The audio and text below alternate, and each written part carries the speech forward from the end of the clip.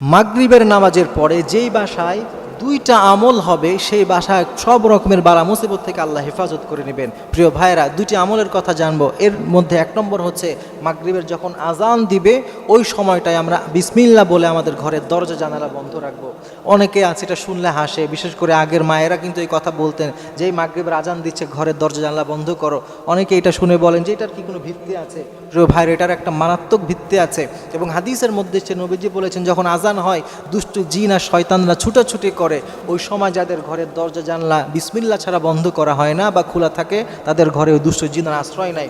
এজন্য যখন আজান হবে বা তার আগ দিয়ে আমরা বিসমিল্লাহ বলে ঘরের দরজা জানলা বন্ধ করব, তাহলে সব দুষ্ট জিন থেকে আল্লাহ বাসাকে হেফাজত করবে। আর দুই নম্বরের একটি আমল আমরা করব মাগরিবের নামাজের সময়।